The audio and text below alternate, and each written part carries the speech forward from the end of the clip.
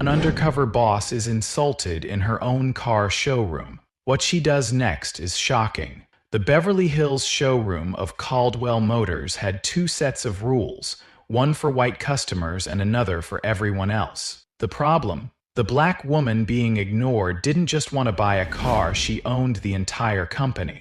When CEO Naomi Caldwell went undercover in her own showroom after receiving a disturbing customer complaint, she witnessed discrimination firsthand. The systematic bias she uncovered wasn't just a few bad employees, it was an intentional practice coming from the top down. Her response would send shockwaves through the entire organization. Naomi Caldwell never expected that one letter would force her to reevaluate the very principles she built her company on. It landed on her desk late on a Monday afternoon, folded neatly inside a crisp white envelope stamped with a Beverly Hills return address. For years, Caldwell Motors had stood as a beacon of innovation and equity in the luxury automotive world, a brand that catered to anyone with the means to buy a vehicle, regardless of who they were or where they came from. Yet the words on the page in front of her cast a long shadow over that reputation. David Williams, the sender,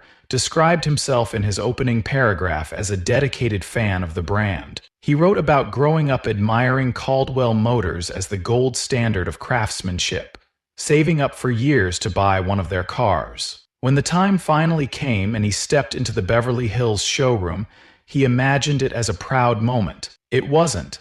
"I was ignored for 20 minutes in a wide, empty showroom," the letter read. "When someone finally came to assist me, it wasn't assistance at all. Every gesture was impatient. Every suggestion pushed me toward lower-end models, and any interest I showed in higher-tier cars was dismissed outright." And Naomi read the letter twice, then a third time. It wasn't just the experience itself that stung, although that was bad enough. It was the details. David described the suit he wore that day, a perfectly tailored charcoal gray outfit, alongside polished shoes and a brand-new briefcase. He had dressed for the occasion, careful to present himself as someone serious about buying. "Despite all of that," he continued, "I couldn't shake the feeling that the only thing they cared about judging me on was the color of my skin. And while I stood there, waiting like I didn't belong, I watched a white customer, casually dressed, immediately greeted with respect, invited to test drive the exact model I'd been asking about. It held silence, but the waiting room fell as well." Naomi, as she absorbed the impact of those sentences. With each new paragraph, David's humiliation echoed louder. In his closing message, he wrote with a tone that shifted from anger to disappointment. "I believed Caldwell was different. I believed you stood for more than just luxury cars. Your posts, your philanthropy, your speeches, they seem to prove it. But after my visit, I can't help but wonder." In his closing, none of this aligned with the business Naomi thought she'd cultivated. Caldwell Motors had always been, in her eyes, more than just a company. It was an extension of her beliefs, a workspace transformed into a platform for her vision of dignity and fairness. She'd built it from a small dealership into a nationwide brand while fighting to create opportunities for those who hadn't been given a fair start. Her success wasn't just measured in sales, though there were plenty of those, but in changing an industry defined for decades by its exclusivity. And yet, David's words presented a reality too stark to ignore. If what he described had really happened, if her own staff had betrayed her values so blatantly, then what did that say about her company's culture? Whatever assurances she might have had were crumbling under the weight of her doubts. She couldn't shake images of customers like David walking into her showrooms, proud and hopeful, and leaving with their pride trampled. The thought made her stomach turn. Naomi's first instinct was denial. Surely this had to be a misunderstanding or an exaggeration, but the specific details in the letter wouldn't let her dismiss it so easily. David didn't sound like someone lashing out impulsively. He sounded measured, precise. Naomi had read enough in her years as a CEO to recognize when a customer had genuinely experienced harm, and the pain portrayed here wasn't something anyone could fake. Her mind raced through possibilities. Could this be a one-off scenario, just a single employee with poor judgment? Or could it really go deeper, as David suggested? The showroom's management had always reported positive feedback from customers. The idea that something systemic was festering there and potentially elsewhere was difficult for her to stomach. But she also knew that something wasn't adding up. Praetorant reports, "I do my best to keep everyone and everything in balance, to keep an eye on the group." By the time she finished reading for the 5th time, Naomi had already started piecing together her next move. Despite the anger and shame coursing through her, she stayed pragmatic. After all, problems couldn't be solved with instinct alone. Fixing something like this required clarity, evidence, and a willingness to see things as they truly were, no matter how uncomfortable. For years, Naomi had prided herself on running the company with transparency, holding quarterly meetings where employees could voice their concerns, while embedding mentorship programs to foster equality in the hiring process. At least that was the vision. If what David described turned out to be true, however, it would mean there were weaknesses in her foundation, cracks she hadn't noticed. What frightened her most wasn't the letter itself, but the possibility that David Williams might not be alone. What if customers across different showrooms had experienced the same thing, but chose to walk away quietly instead of writing her a letter? And so, Naomi made a decision. She had to see the truth for herself. It didn't matter if the results confirmed her worst fears. She had to understand what was really happening inside her company. Confronting the problem meant stepping out of her usual role behind the boardroom table and into a disguise that could grant her anonymity. After all, if she asked the showroom employees directly about their behavior, what were the chances they'd admit the truth to their CEO? For the first time in her career, Naomi realized she needed to become invisible. She would investigate undercover, walking through the same doors as an ordinary customer. That, she thought, was the only way to determine whether her values truly lived within the company, or if they had faded under layers of corporate bureaucracy and unchecked biases. Of course, this was easier said than done. Transforming from CEO to everyday shopper wouldn't just be about swapping a blazer for something casual. It required her to rethink how she moved, spoke, and carried herself, enough to convince her own employees that she was just another curious customer. And beyond that, there was another challenge: confronting what her findings might mean for the future of Caldwell Motors. Could shift something so deeply flawed if it turned out David's experience wasn't an isolated event. With the decision made, Naomi didn't waste time. She mapped out her plan, skimming through recent files and reports for dealerships, looking for any discrepancies that might point to further issues. As she went to close David's letter, her eyes lingered on one final line he'd written. "You have the power to fix this," it read, "but only if you're willing to really see it." It wasn't so much an accusation as it was a challenge, a call to accountability. Those words stayed with her. She folded the letter carefully and slipped it back into its envelope, her mind already racing toward the next step. The answers she needed wouldn't come from data or second-hand accounts. She'd find them on the showroom floor. Becoming a better leader wasn't about assuming the best in her company, but about reckoning with its flaw. What happens when a CEO decides to step into the shoes of the very customers her company may be failing? For Naomi Caldwell, this meant shedding every trace of the authority and status she carried as the head of Caldwell Motors. In place of her sharp blazers and polished heels, she chose something deliberately simple: a crisp white button-down, dark jeans, and clean sneakers. The outfit was carefully selected, neutral and unassuming, void of any signals that might betray her position or suggest luxury.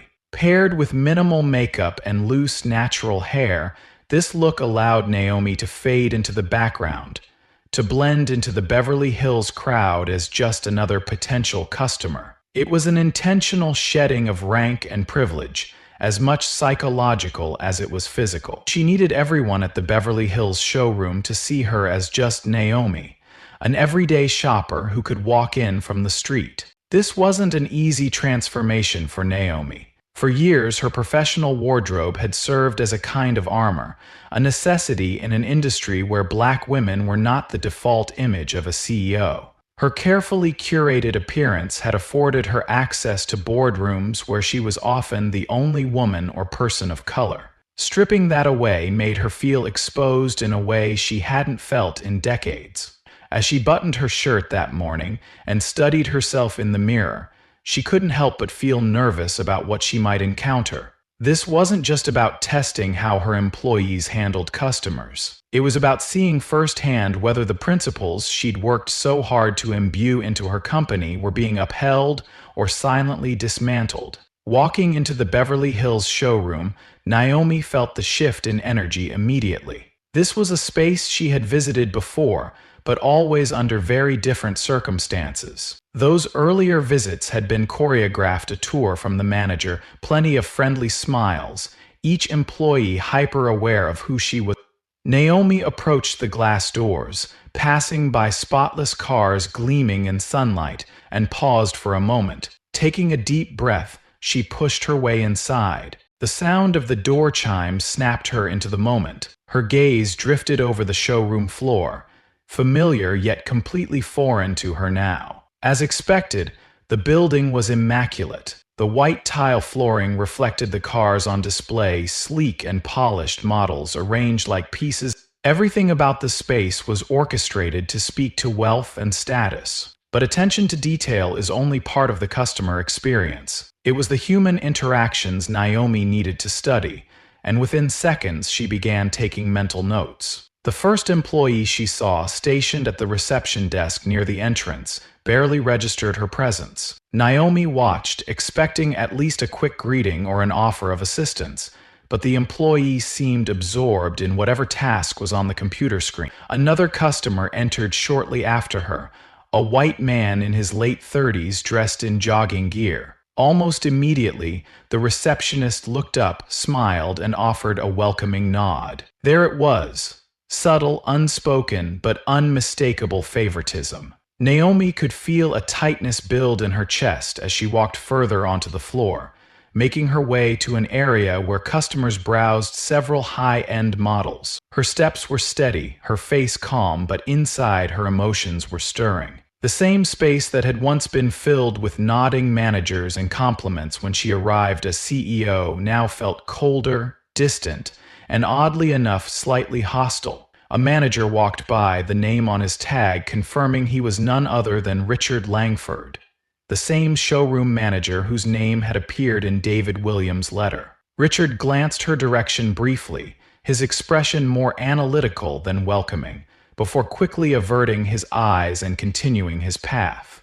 It was almost as though she didn't meet a set of unspoken criteria, and his disinterest felt deliberate, not accidental. The quiet interactions, or lack of them, were what frustrated her most. Naomi didn't want to jump to conclusions, but she couldn't ignore the patterns she was beginning to notice. The jogging man, now engaged in conversation with another staff member, was being guided to one of the showroom's luxury SUVs. The salesman animatedly gestured toward the vehicle, opening the door and inviting the man to sit inside. Nearby, Naomi lingered next to a similar car, hoping for a similar interaction. Minutes passed. No one approached her. From her position near the car, Naomi tried to make eye contact with an employee. A younger staff member glanced at her but quickly turned his attention to something else. Naomi wasn't dressed poorly, nor was she doing anything that might indicate she wasn't serious about browsing,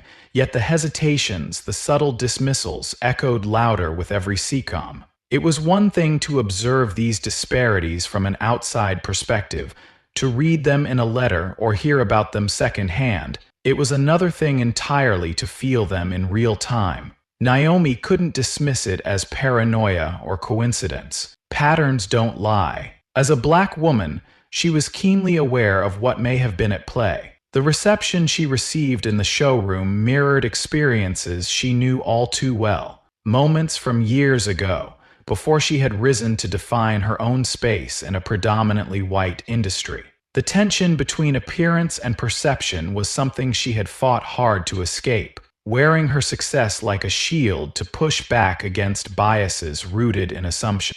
Yet here, in this room, stripped of her corporate identity, those old dynamics crept back in like an old memory resurfacing.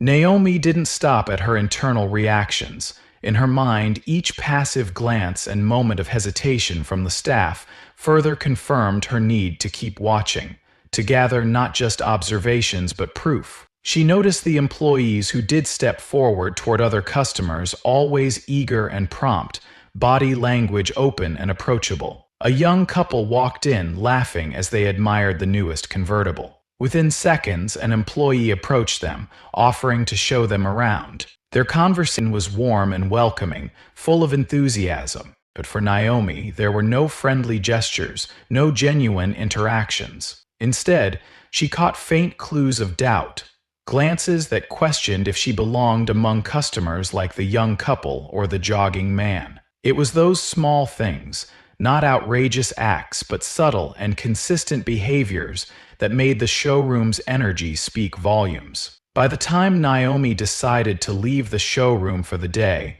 her suspicions were all but confirmed. What David Williams wrote in his letter wasn't a one-off incident. The way she was treated as just another customer revealed fractures in the very culture Caldwell Motors claimed to uphold. Still, Naomi knew she couldn't react too soon. She needed more than initial impressions. Sure, these interactions were telling, but there was still a chance for deeper insight if she stayed patient. Leaving the showroom that day, Naomi's determination wasn't diminished, it was sharpened. There was something happening within her company, but surface observations wouldn't be enough. If there were systemic problems, she needed to uncover the full extent, not just scratch its surface. The Beverly Hills showroom wasn't just falling short. It was steeped in a silent yet deliberate practice of deciding who deserved attention and who didn't. Naomi Caldwell could see it in nearly every interaction happening around her. It wasn't just one person, one mistake crafty, or one misunderstanding. It was a system, a pattern. And standing there amid gleaming rows of high-end cars and meticulously dressed employees, she began piecing it together. At first, it still seemed subtle, almost easy to overlook if you weren't paying attention. A white man in a casual tee and sneakers strolled into the showroom, his posture relaxed as he glanced around. Within seconds of entering, an eager salesman approached him, hand outstretched, flashing a professional smile that seemed designed to make a customer feel important. Naomi, who had been standing closer to the entrance for several minutes, hadn't received anything close to that level of attention. She turned slowly, pretending to admire one of the mid-range models, while the man, now deep in conversation with the salesman, and the pattern repeated itself. A young white couple entered next, their curious chatter filling the air as they approached one of the convertibles.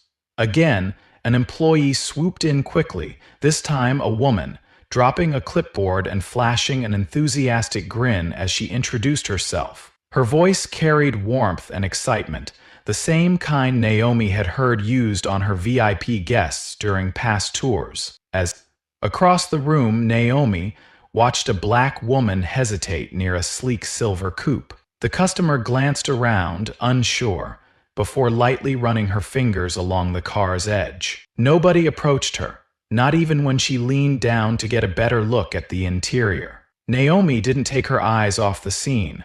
She had seen cars sell themselves through service time after time, but here was a clear difference. Reception wasn't just selective, it was calculated. One particular interaction stood out. A young black man wandered onto the floor, dressed sharply in a pressed blazer and loafers. He moved with intent, heading directly to a specific model, a luxury sedan parked in the middle of the space with lighting that lit up its custom metallic finish. He reached out to an employee standing nearby, his body language open, confident, expecting engagement. The employee, a middle-aged man with perfectly styled hair, didn't make eye contact. Instead, he hesitated, glancing past the customer as though someone more important might need him.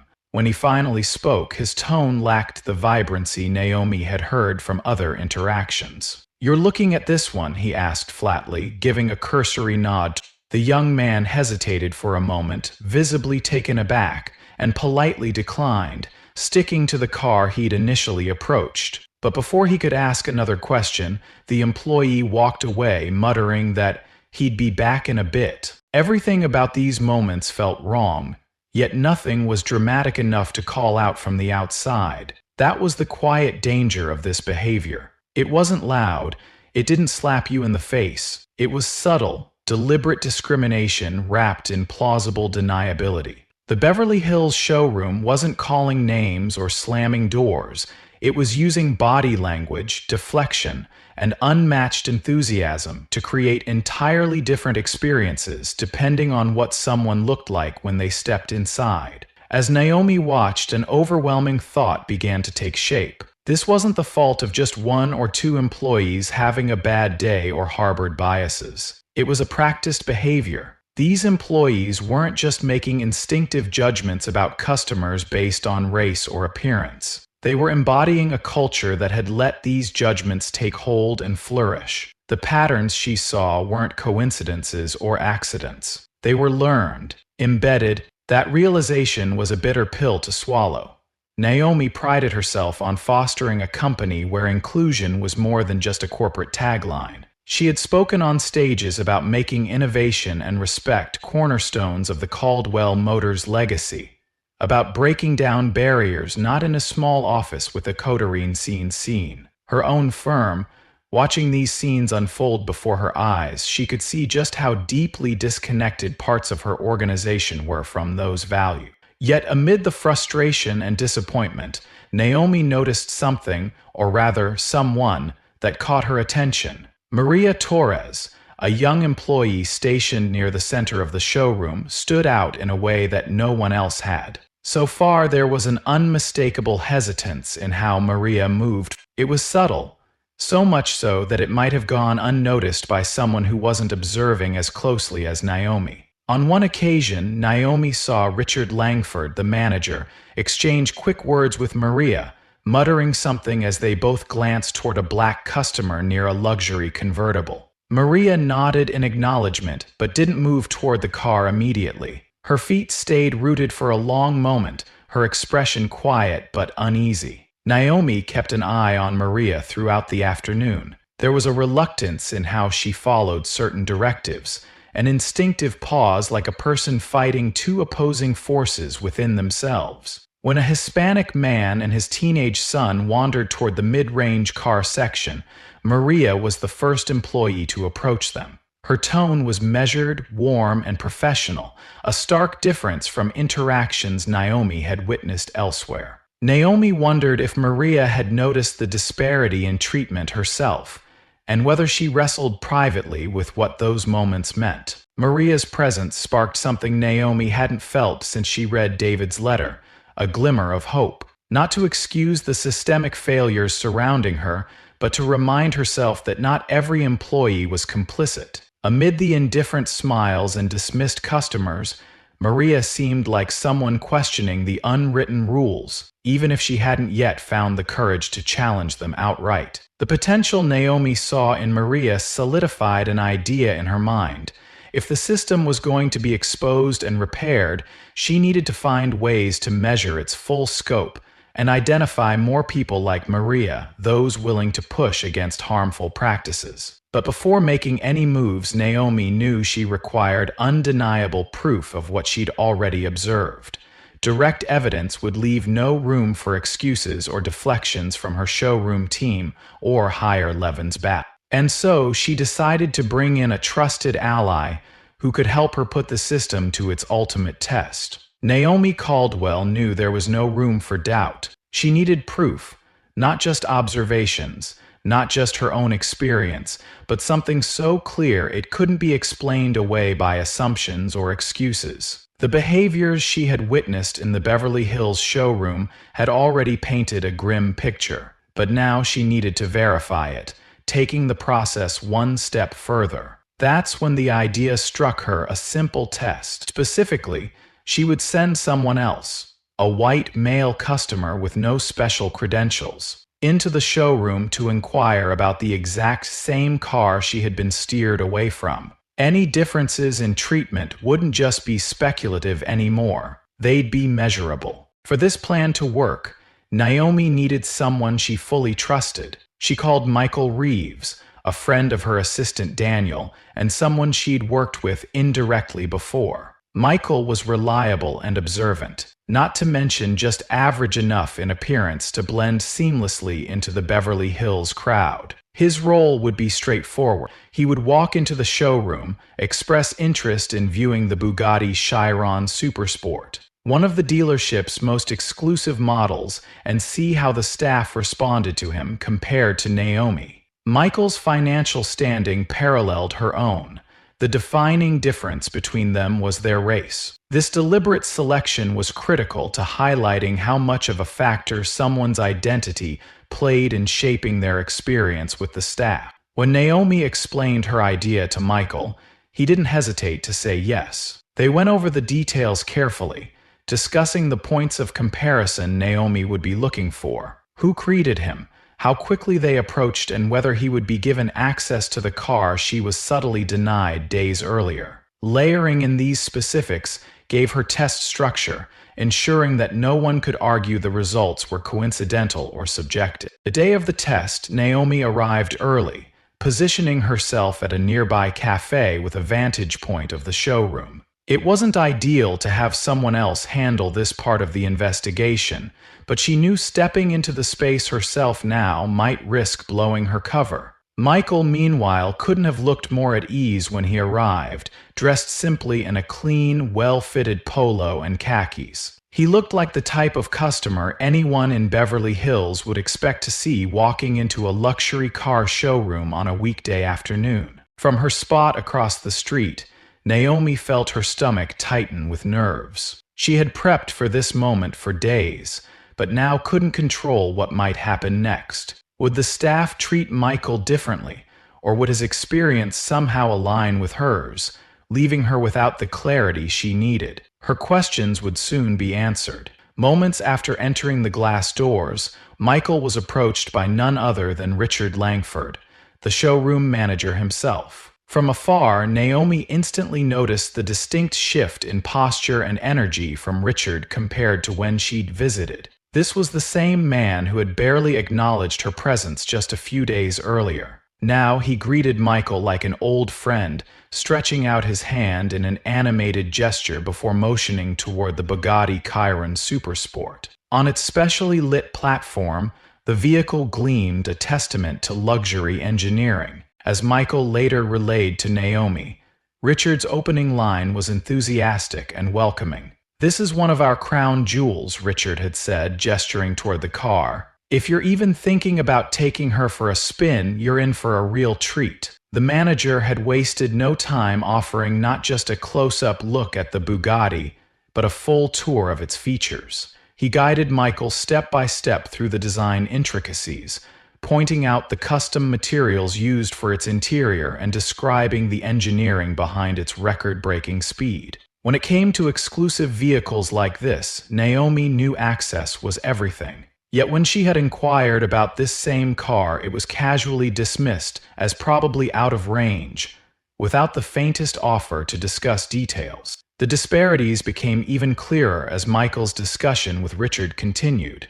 Not once was Michael asked if he could truly afford the car, nor was he redirected to more affordable or practical options. In fact, Michael wasn't pressured at all. Instead, Richard genuinely seemed to enjoy showing him the intricacies of the showroom's best offering. Naomi, who had gone out of her way to present herself as a serious buyer during her visit, hadn't been given even a fraction of this energy. The professionalism, the excitement, the personalized attention, it was all a mirror image of what had been withheld from her. What struck Naomi most, though, was how effortless the disparity seemed. Richard's tone and body language with Michael had been miles apart from how he had interacted with her. A shift so natural it seemed rehearsed. This wasn't a case of a single employee having an off moment or feeling distracted. The difference in service was a reflection of internalized priorities, norms that had clearly been operating in the showroom for far too long. After Michael left and returned to join Naomi at the cafe, his account of the encounter matched everything she had observed. He described how Richard had opened the Bugatti's door, invited him to sit inside, and even hinted at scheduling a potential test drive. Michael walked away from the experience feeling catered to and respected, a stark contrast to the frustration Naomi had felt leaving the same The evidence was undeniable now. What Naomi had witnessed during her visit wasn't just her imagination, nor was David Williams' letter some rare, isolated case. The deliberate inequality was baked into the showroom's culture, with shocking clarity. Still, as satisfying as it was to have her suspicions confirmed, Naomi knew this test wasn't the solution in itself. This was just one showroom, and there was no telling how widespread the problem might be across other Caldwell locations. Plus, if she wanted to address the issue on a systemic level, confronting the staff directly wouldn't be enough. Among regional managers, corporate policymakers, even the board of directors, Naomi needed to escalate the issue, methodically building her case and exposing the layers of bias at play. Rushing into action now might only lead to defensiveness and evasion from managers like Richard, who seemed all too comfortable operating in this fractured system. But for Naomi, the real question was no longer whether her company had a problem. It had become what she would do about it. Standing idly by wasn't an option. The results of her undercover visit and Michael's test weren't just evidence, they were a call to action. And yet, Naomi understood that solving this wouldn't be as simple as firing Richard or introducing new protocols. This was about rebuilding trust, both with her employees and her customers, and proving Caldwell Motors still represented the values she'd built the business to stand for. Michael's role in the test helped cement Naomi's growing determination. On paper, Caldwell Motors might have represented success, but this failure of culture threatened to rot that from the inside out. It was clear now that the way forward would be just as much about accountability as it was about protection.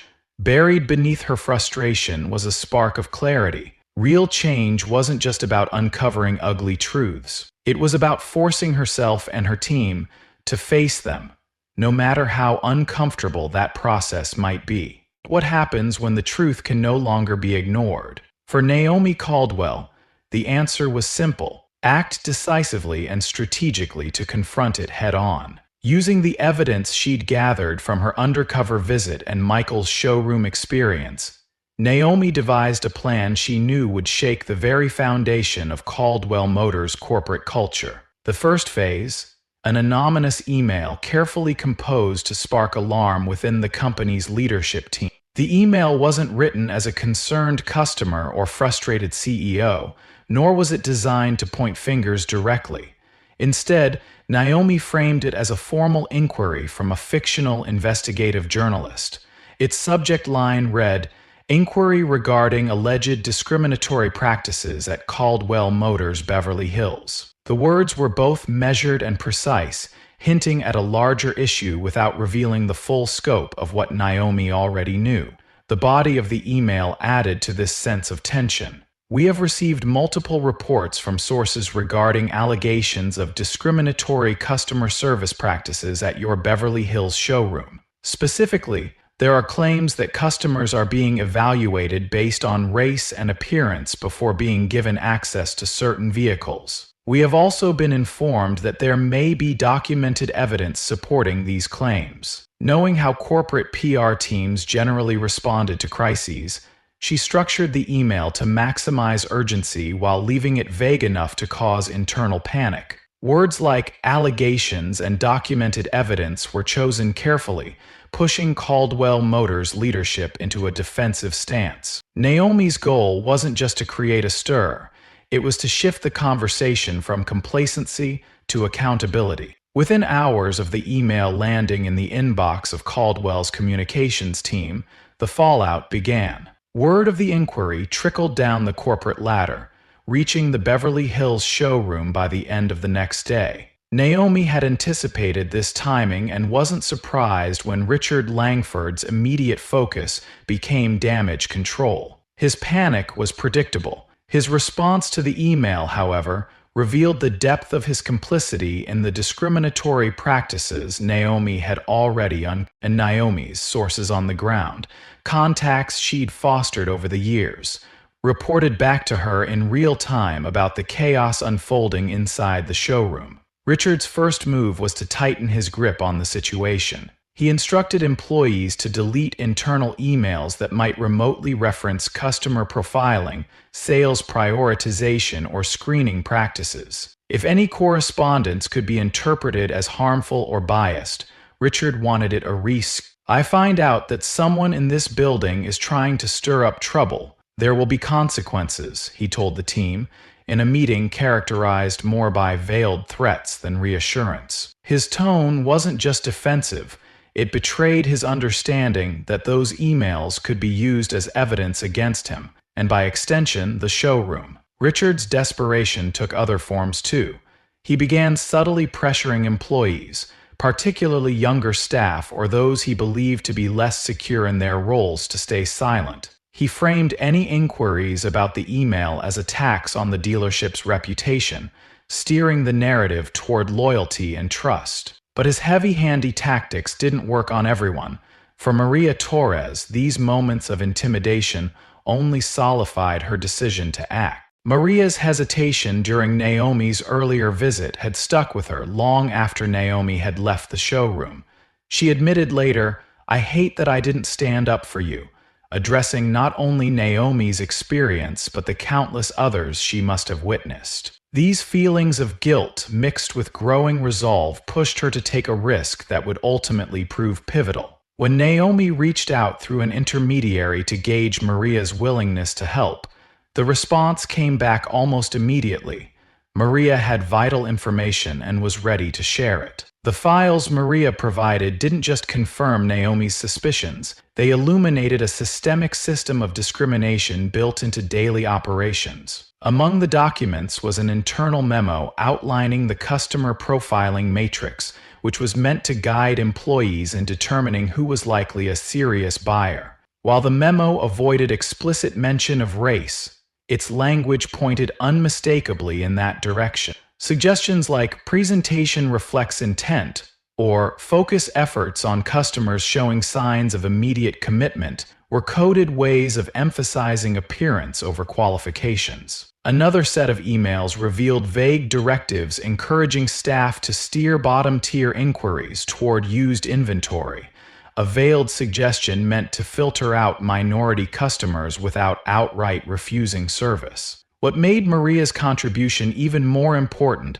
was her willingness to confirm the context of these communications. When Naomi asked her directly about showroom practices, Maria didn't hesitate. She described an unspoken hierarchy where high-end venue minutes verbs were informally reserved for a preferred type of client. This meant white customers often received priority for test drives or in-depth discussions, while others were gently redirected to more affordable options. "It's something we all see," Maria confessed. "I just never thought anyone would care enough to do something about it." As Naomi compiled this evidence, she watched the lengths Richard was willing to go to in order to protect himself. According to Maria and other whispers from inside the team, Richard's paranoia grew by the day. He began monitoring email activity more closely, randomly looking for signs of dissenting loyalties among his staff. It became clear to Naomi that Richard wasn't just worried about the potential fallout.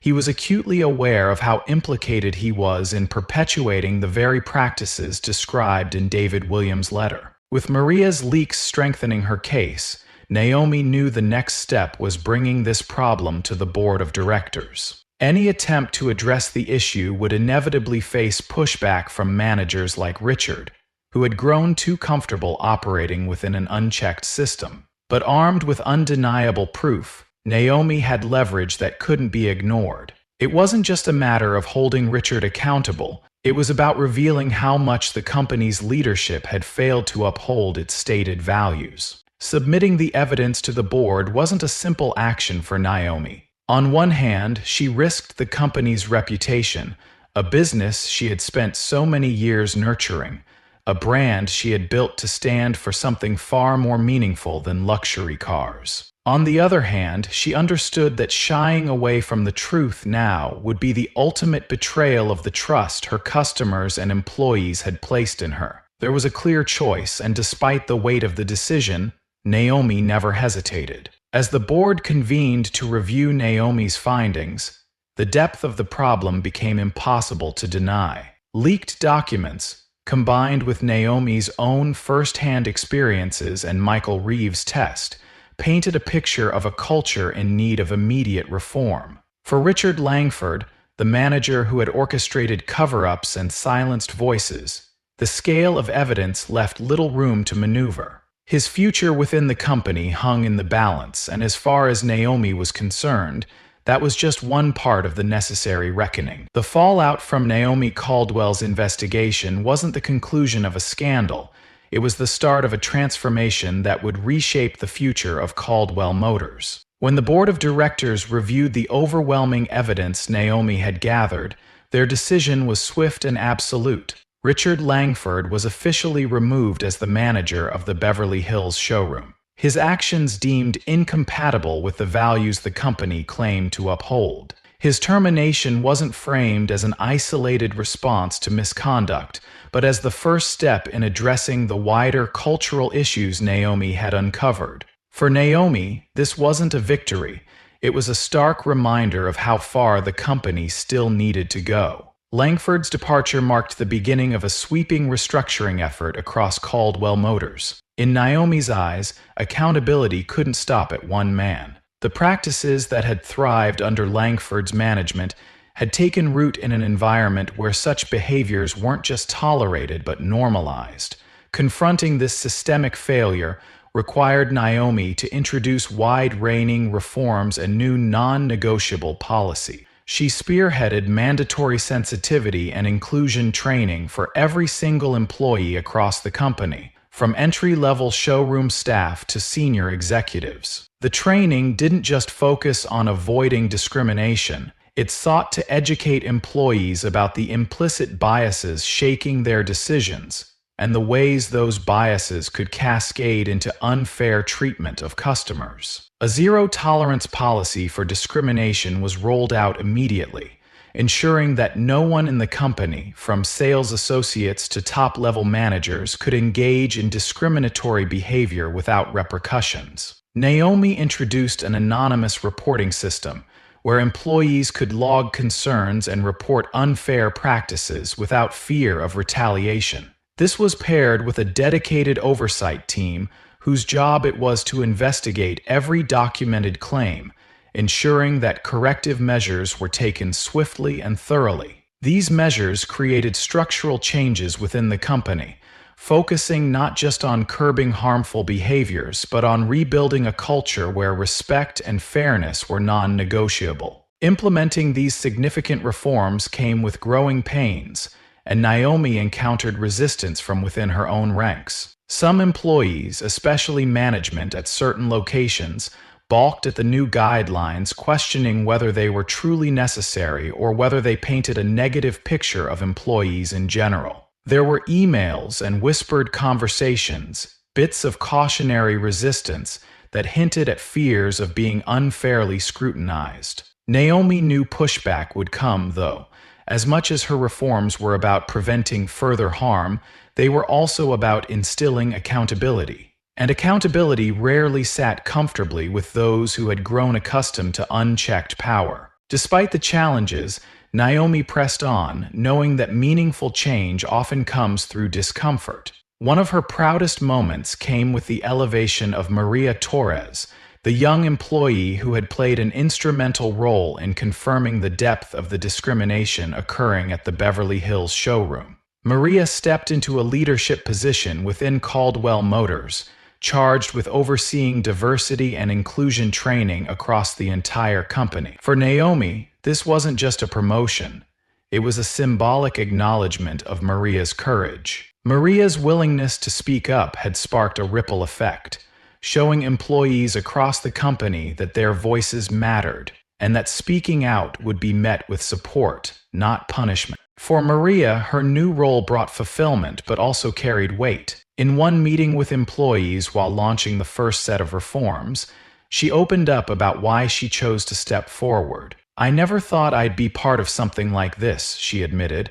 "I used to think the system was too big to fight, that it was easier to just keep your head down." Her honesty resonated deeply with those in the room, many of whom nodded in agreement. Her story became a call to action for colleagues, a testament to the power of courage. It was proof that change not only required individuals willing to act, but also an environment where that bravery was rewarded, not silenced. On the showroom floor, changes weren't just theoretical, they became tangible. The Beverly Hills showroom, the epicenter of the crisis that had rocked the company, underwent a thorough transformation both culturally and physically. Long-standing staff who had resisted the new policies were either retrained or replaced, and every remaining employee participated in an intense, hands-on course focused on equitable practices. A new general manager, David Holloway, was brought into the location. Naomi had personally vetted him, choosing someone with a proven history of advocacy for diversity and fairness in previous roles. Holloway's leadership helped rebuild a sense of trust within the team and set a new tone for how the showroom operated. Under his management, the space began to evolve from one marked by exclusivity into one defined by an intentional focus on inclusion. The changes went beyond training programs and policies. Naomi insisted every Caldwell Motors location undergo examining interaction patterns, customer reviews, and sales data to identify where harmful practices might be lurking. From this audit came new accountability structures, with quarterly reviews and diversity metrics becoming part of routine evaluations. These steps ensured that the reforms being implemented weren't just temporary fixes for a publicity crisis, but built into the DNA of the company itself. The ripple effects were felt beyond Caldwell Motors as other luxury automotive brands found themselves under new scrutiny. Competitors began quietly revisiting their own practices, with some even launching internal reviews to ward off potential scandals. Naomi's efforts turned a spotlight on an entire industry, illustrating what leadership could look like in the face of systemic issues. Caldwell Motors became a case study in what happens when accountability isn't avoided but embraced, inspiring hope that similar shifts might occur elsewhere. While it was easy to celebrate the most visible changes, Richard Langford's removal, Maria's promotion, and the restructuring of the Beverly Hills showroom, Naomi knew that the true test of the company's transformation would come over time. Reforming a culture wasn't like flipping a switch, it was an ongoing process, rooted in vigilance, where even with the right systems in place, leadership couldn't afford to let its guard down. This required not just maintaining momentum, but anticipating the efforts of some to resist or quietly undermine progress. For Naomi, this journey wasn't just about crisis management, it was about reaffirming what her company stood for. She had started Caldwell Motors believing that a business could succeed without abandoning its values. This moment, the decision to face the flaws in her system head-on, was a reminder that leadership isn't about maintaining perfection. It's about responding to imperfections with accountability and action. Naomi's changes to the company weren't just about protecting Caldwell Motors' reputation. They were about restoring something deeper. They were about showing the customers who had walked away humiliated that Caldwell Motors could remain a place of aspiration, a place where anyone could feel welcomed. They were about showing employees from the sales floor to the boardroom that fairness wasn't just good business, it was non-negotiable. Even so, the road ahead remained challenging. Trust once lost isn't rebuilt overnight. Naomi reflected on this one evening as she reviewed updates on the new policies from her team. She knew there would still be bumps along the way, but she also knew this was no greater measure of a leader than their willingness to face uncomfortable truths and fight for something better. For Naomi and Caldwell Motors, it was the start of a necessary, ongoing fight to live up to the values that had built the brand in the first place. Naomi Caldwell's journey reminds us that the fight for equity begins with courage. Policies address behavior, but leadership challenges culture. Naomi had every opportunity to stay silent, to let someone else shoulder the responsibility. Instead, she stepped into the discomfort, undercover, unseen, proving that accountability starts at the top. Her determination exposed not just the flaws in her own company, but sparked discussions across the entire industry. For now, it's your turn to reflect. How does your workplace confront bias? Do you challenge it or let it linger? Share this story to inspire action. True leadership means taking action even when it's uncomfortable.